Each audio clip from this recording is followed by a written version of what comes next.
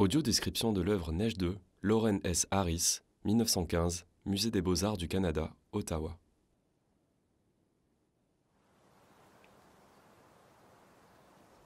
L'exposition Le Canada et l'impressionnisme, Nouveaux Horizons présente les œuvres d'artistes peu connus en Europe qui contribuèrent entre 1880 et 1920 au rayonnement international de l'impressionnisme.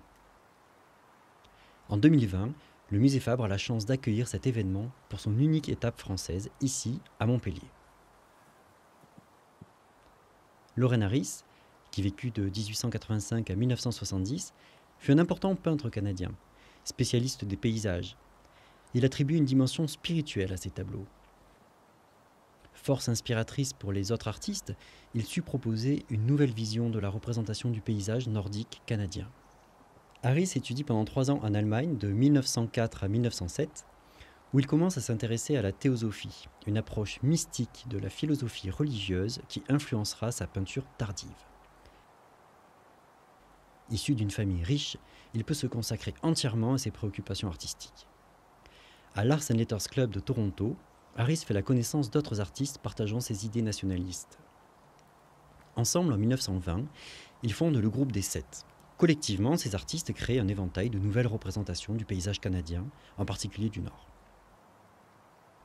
Tout au long de sa carrière, son œuvre évolue sans cesse, passant d'une approche héritée de l'impressionnisme à des paysages décoratifs, puis à des images austères du paysage nordique et enfin aux abstractions géométriques.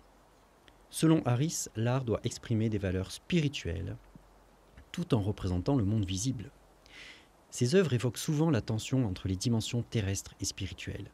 D'ailleurs, dans les années 1930, Harris, dans le New Hampshire, peint ses premières œuvres abstraites, une voie qu'il poursuivra le reste de sa vie. En 1938, il s'installe à Santa Fe, au Nouveau-Mexique, et apporte son soutien à la fondation du Transcendental Painting Group, un regroupement d'artistes qui défendent une forme d'abstraction spirituelle.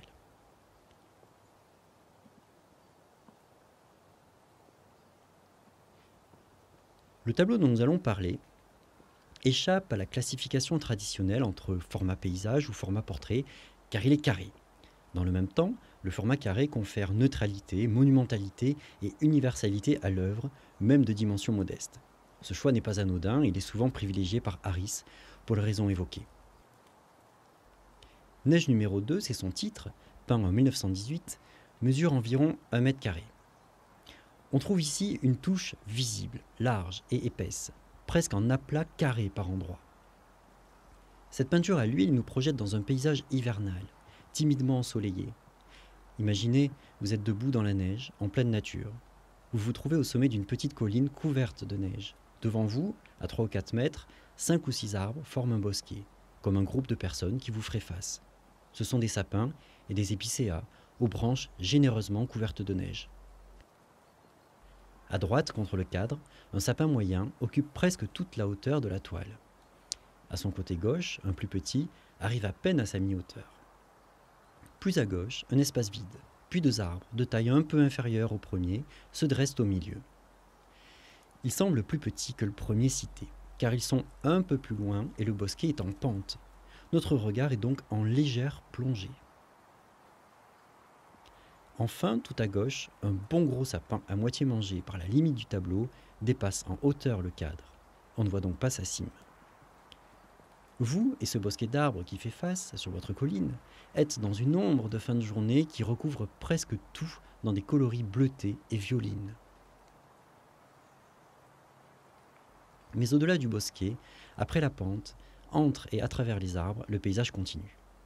Il y a en bas une immense surface plane et blanche, sûrement un lac gelé, qui occupe toute la largeur du tableau. Lui aussi est recouvert par l'ombre étirée d'un soleil d'hiver qui se couche derrière nous. Il est en partie caché par nos arbres et ombragé par la colline sur laquelle nous nous trouvons. Mais quand je dis nous, il faut comprendre en fait le peintre, l'endroit où il s'est installé pour cadrer son point de vue. Enfin, éclairé par le soleil couchant, apparaissent dans une lumière rose orangée la rive opposée du lac, bordée par une chaîne de collines couvertes d'arbres enneigés.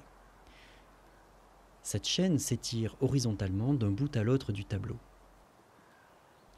Encore au-dessus, il y a le ciel d'un bleu très pâle, un peu plus turquoise en hauteur.